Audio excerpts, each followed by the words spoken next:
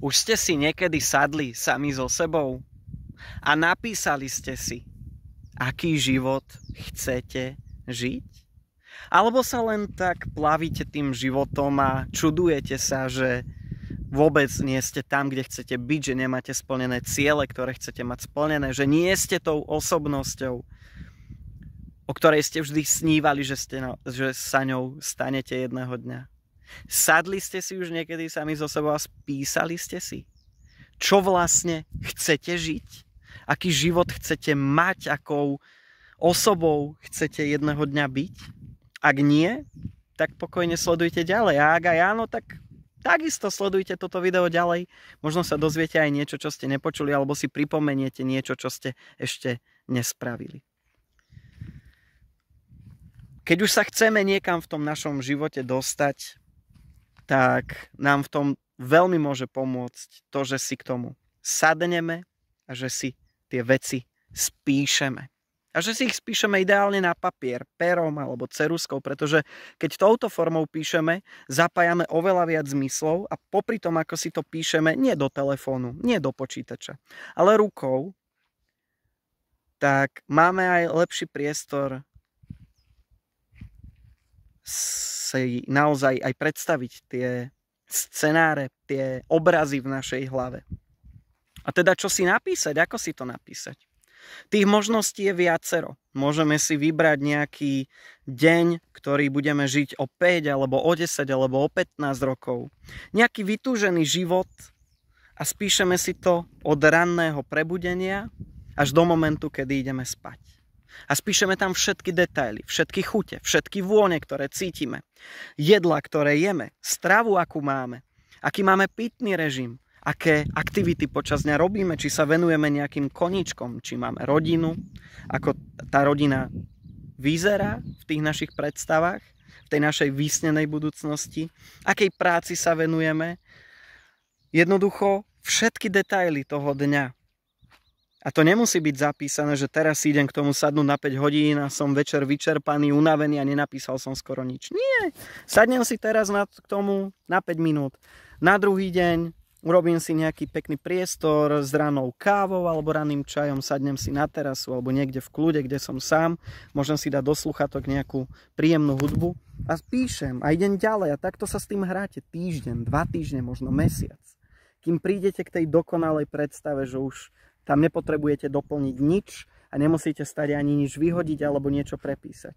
A potom, keď to máte, tak už si to len každé ráno, každý večer prečítate a takisto sa snažíte vcítiť do toho, ako by som sa cítil, keby taký život žijem, ako by som sa cítil, keby to mám. A predstavujete si tie obrazy. Ale ono to není len o tom spraviť túto jednu vec, ale postupne aj počas toho dňa sa snažiť nebyť taký rozhádzaný emóciami a tým, že stále na všetko nadávame. Pretože ak tam žijeme nejaký spokojný život, asi nás k tomu spokojnému životu nedostane to, že každý deň scrollujeme na Facebooku všetkých politikov a sledujeme večer televízne noviny a zapájame sa do tých diskusí pod príspevkami ľudí, kde každého hejtujeme. Nie. Odstavíme proste to prostredie a začneme si to prostredie prispôsobovať tomu, aby nás motivovalo meniť ten život k lepšiemu a mať ten život taký, aký chceme. Čiže keď vieme, že v budúcnosti sme osoba, ktorá možno číta knihy, alebo sa venujeme nejakému koníčku a podobne, tak asi tam nemáme priestor na to, aby sme od rána do večera len scrollovali a rýchly dopamín mali z videí krátkych 15-sekundových, 20-sekundových, aby sme na každého nadávali, aby sme boli stále nespokojní. Je to na nás. Čiže prečistiť si to prostredie, vyhodiť doma všetko nepotrebné, všetko, čo nám tam zaťažuje to prostredie doma a čo tam nejak blokuje energiu. Takisto prečistiť si sociálne siete, dať unfollow všetkému, čo nám nevyhovuje, čo nám nepomáha. Tie nejaké podstatné správy sa k vám dostanú tak, či tak cez rodinu alebo známych. Niekto vám povie, nemusíte vedieť, čo sa udialo, kedy v Austrálii, čo sa udialo v Amerike a že teraz v Košiciach niekto niekomu dal facku, alebo na čo vám to je? Začnite sa obklopovať niečím iným. Môžete sledovať ľudí, ktorí sú možno známi športovci, alebo ak vás zaujíma nejaký hudobný nástroj, tak ľudí, ktorí vedia hrať na ten hudobný nástroj, alebo nejaké kapely, začnete sledovať ľudí, ktorí vás motivujú k tým činom, ktorí možno aj rozprávajú o tom, ako zdravšie sa stravovať, čo by sme mohli mať. Proste to, čo chceme žiť, keď chceme byť možno lepšími kuchármi, tak začneme sledovať ľudí, ktorí robia možno videorecepty alebo niečo podobné. A keď už ideme na tie sociálne siete, tak si tam dáme menší čas, nie veľa hodín a ideme presne na tie profily tých ľudí, ktorých chceme vidieť. Alebo tam začneme tvoriť obsah my sami.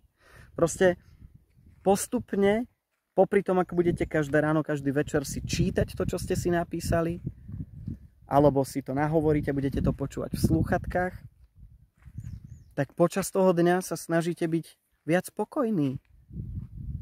Postupne robíte tie kroky k tomu, aby ste si jednoducho začali ten život meniť vedome, ale nie len tým, že si to predstavujete v hlave, ale aj, že robíte nejaké kroky v živote. Takisto je aj ďalšia technika, nemusíte si to spísať ako veľký príbeh, ale len body, nejaké krátke vety, čo v tom živote máte. Môžu to byť také vaše afirmácie, také vety, ktoré si budete hovoriť, alebo si takisto nahovoríte a budete si ich ráno, večer púšťať, predstavovať, vizualizovať si to. A potom postupne aj začať konať počas toho dňa. Čiže keď viete, že žijete nejaký vyrovnaný život v tej vašej budúcnosti vysnenej, tak asi nebudete hovoriť stále áno, aj keď chcete povedať nie na niečo. Začnete si možno viac vážiť samých seba, budete mať väčšiu sebahodnotu. Postupne zapracujete na možno aj lepšom sebavedomí. Možno skúsite niečo nové, možno konečne navštívite tú krajinu, ktorú ste chceli navštíviť.